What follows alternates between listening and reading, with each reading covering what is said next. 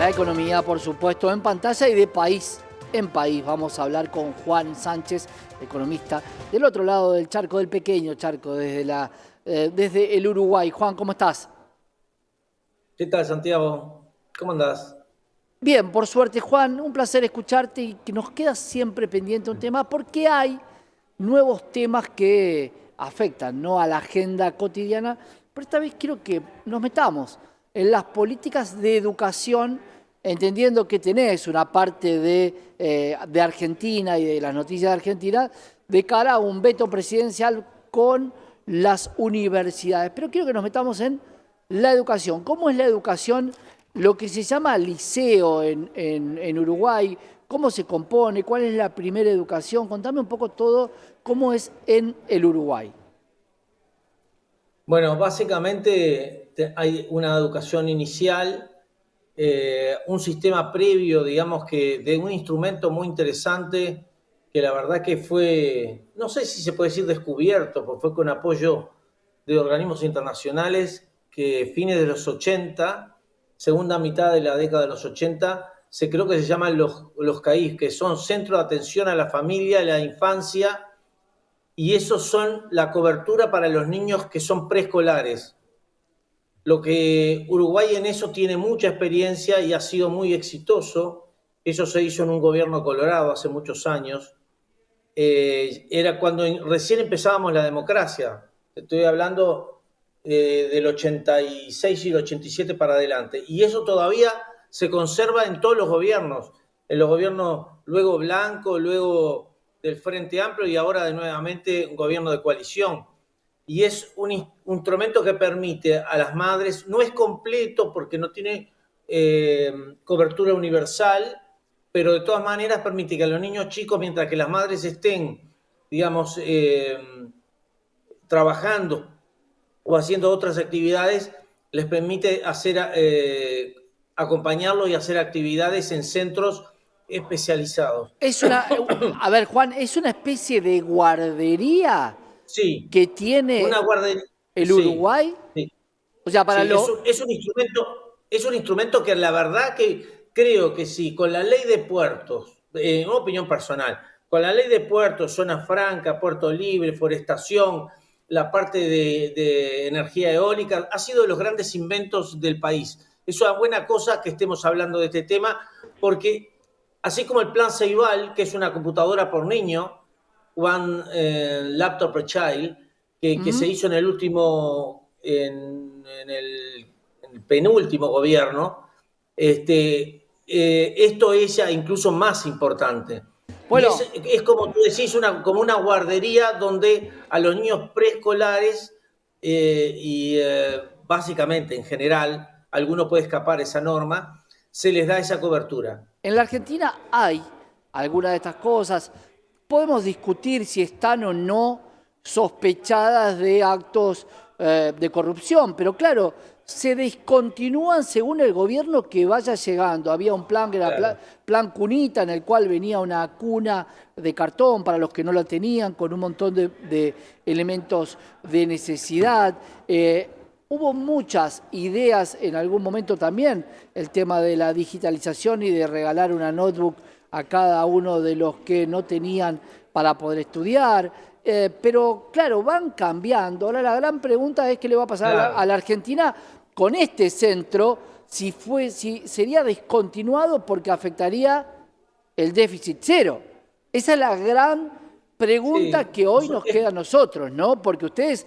Yo eh, te- sí, en el gobierno aquel, el gobierno de Sanguinetti, que fue el primer gobierno Sanguinetti, sí. la verdad que no se había puesto el objetivo de déficit cero.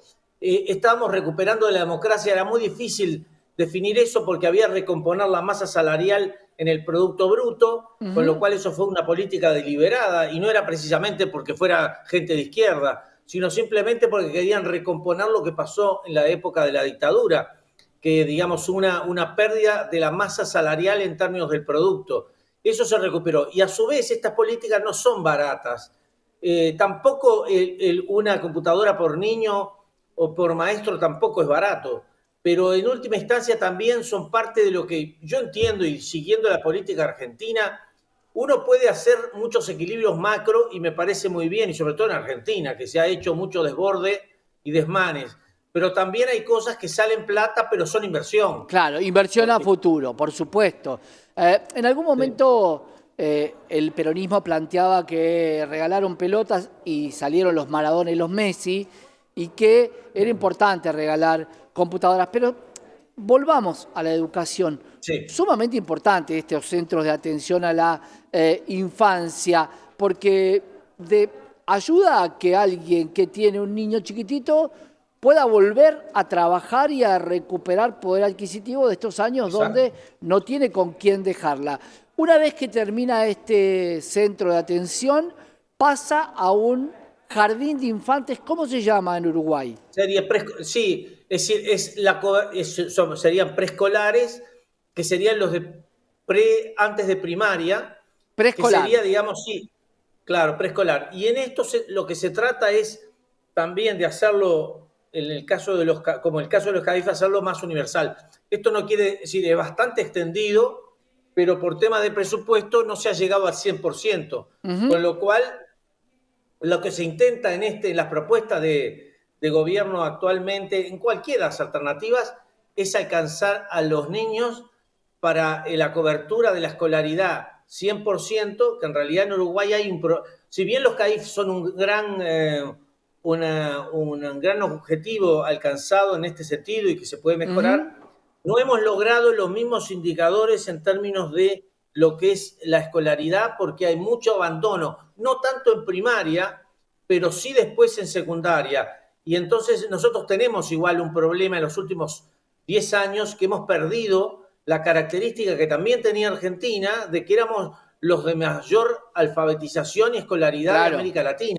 Bueno, Eso lo hemos perdido. es un, No estamos igual. es un deterioro que, claro, viene por la región, por lo visto. Vamos a Sí, dejar la salud para la próxima, pero entonces, el preescolar y la primaria, ¿son obligatorias en Uruguay? ¿Está garantizada sí, por el Estado? sí.